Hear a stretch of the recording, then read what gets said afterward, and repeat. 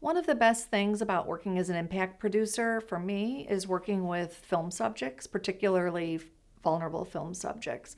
Maybe because my background's in social work, I often think about y'all as filmmakers as the social workers of the film industry. You all have amazing skills of empathy and compassion, which is what allows people to open up to you over a long period of time. It's difficult to establish that level of trust, and you've been able to do it. So, what's important in the impact campaign is that we continue to develop that trust and respect the subjects while you're in a particularly different place in the role of production. You might be deeply into editing or getting ready for film festivals, and thus your relationship is starting to step back from those film subjects. And that's where an impact producer can come in and be a bridge to the film subject and to yourselves. Prior to the film's premiere, there are a number of areas that I recommend that be clarified with a film subject before they speak in public. One of those is, did they have a chance or an opportunity to see the film privately? You want to anticipate their reactions to the film and also anticipate that they may want some of the comments that they made or access that they gave you or activities to be edited. One example from a film that I worked on was a couple that were in the film that had a lovely relationship. By the time that the film premiered, they had had a very difficult breakup. So when the woman in the couple watched the film privately with the filmmaker, she wanted some of the more intimate aspects of the film between her and her partner to be edited out. Well, clearly they couldn't do it, and that storyline was also essential to the film. So the way we worked it out in terms of the impact campaign and the premiere was to keep them separated and to minimize her needing to be around her estranged partner. We also managed that, and we're sensitive to it by telling the hosts of the premieres to avoid asking those kinds of questions about what's happened to them as a couple since the film ended. It might sound obvious, but it's a good idea to introduce your film subject to the impact producer if they're going to be working with them. That relationship then can become tricky because they may feel like they're being passed over to. So it's really important that the communication between you and the impact producer be such that they're completely prepared. The impact producer, are completely prepared for any potential snafus along the way leading up to the film's premiere. Working to provide emotional safety for film subjects throughout the impact campaign is really essential. I think the place to start there is to have a conversation with them about what their hopes are for their participation. What is it that they're hoping to achieve through their public appearances? The first goal is to bring awareness to an issue. That's what I hear the most from film subjects, is that's tied to their participation in the production of the film. And it really is a generous and personal aspiration that they are able, through their story, to bring awareness to a specific issue.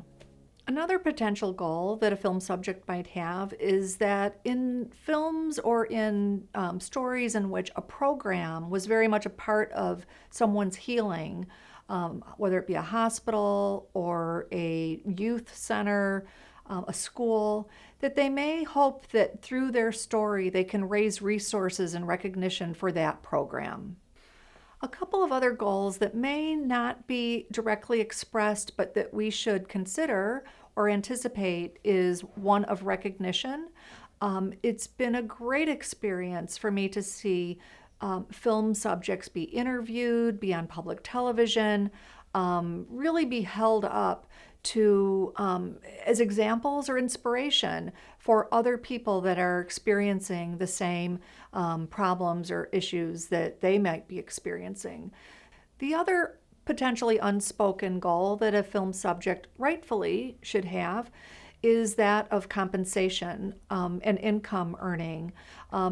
Occasionally, unfortunately, filmmakers are seen as having, especially the film once it goes out, is having an enormous amount of money, and the film subjects not getting any of that or not sharing in those proceeds.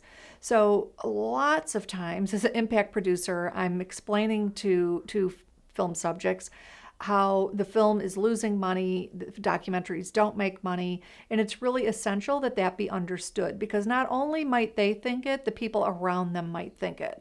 And so there might be family members who are sort of egging on the film subjects, saying, you participate in this film and they're making all this money and you're not seeing any of the money. And that's not necessarily true. So those expectations and discussion needs to be really set. Now, on the other hand, they may be making appearances. So it's really important that are there opportunity costs to their making appearances? Are they losing work, for example? Are they having to declare money that is going to lower some sort of a sustenance check to them, disability or, public assistance, whatever that might be. So those are real considerations to take into account. The other final issue around money is that occasionally film subjects are also experts in the issue in addition to being a subject, and they provide a great deal of information for the impact campaign. So I like to advocate for them that they be compensated as part of that team for the knowledge that they're bringing, the contacts that they might be bringing, separate and away from what they are receiving for appearance fees.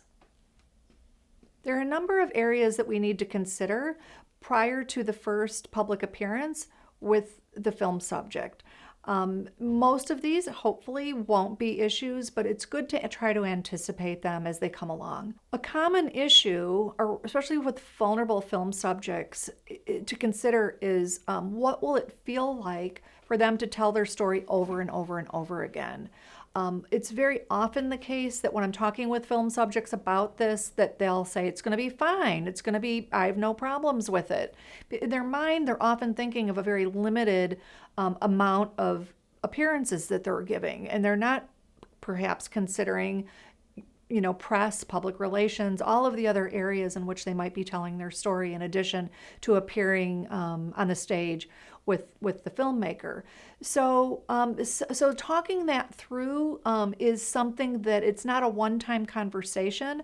It's something that occurs throughout the impact campaign. And I think that as impact producers, we need to be really sensitive to hear when someone's tired or they're expressing frustration, so that we can check in again with them to see how this is going in terms of telling their stories over and over again. Where this really comes up, I think, is around stories that involve family violence, personal violence, child abuse, domestic violence. I have worked on several of these films, and I have seen frequently audience members coming up to them publicly or in private, telling them their stories or giving opinions about the way that film subject managed the situation in their life. So how do we protect them from that? And a lot of it is around anticipating it, talking it through with the film subject, but also realizing this is an ongoing dynamic that might need to be checked in with throughout the life of the campaign. Related to the question about telling their stories over and over again might be how to anticipate or how to work with a film subject in anticipating what it's going to be like if someone in the audience asks them a very personal question publicly. I worked on a film with disabled actors, and they were on the stage, and one of the actors that was in the film had talked about difficulties with his sexuality and in the film. So one of the audience members, and there was an audience of probably a couple hundred people, his question was probative in terms of wanting to know more about what the difficulties were with his sexuality. And it really took this film subject off guard, took all of us off guard. And because this man continued with great passion and compassion to offer funds to help send him to a sex therapist. So that, luckily our film subject had a great sense of humor and was able to manage that. But looking back on that, what I learned from that takeaway was that, to ask film subjects prior to any of the premieres if there are questions that they feel are off bounds. Sometimes we overlook family members who might need special consideration during the campaign. The film that I mentioned before with the disabled actors, some of those actors required a caretaker, or in some cases their mother, to travel with them. And so there were little considerations that sometimes weren't met. If someone was going to a dinner, and it was a reservation for a certain number of people, sometimes people forgot that the parent had to go with, or the caretaker. One of the areas that we should consider as we're working with vulnerable subjects on an impact campaign is that of resources. It's not uncommon for subjects to, suffer, as they have probably during the whole production of the film, with issues related to poverty. And so I've worked with, with film subjects who have become, imprisoned, went to jail, that had no money for groceries, that became homeless, that had no money for their phone bills, and we needed to get a hold of them. And so those are just areas, I think, to anticipate how you're, as filmmakers, going to react to that, and how much help financially you're willing and able to support to a subject that may be required to go around, around with the film. One of the dynamics of the process of speaking publicly that I've observed is this need for a happy ending, in terms of, it's a story, it's a film, you're telling a story, there may be some level of optimism that the film ends with.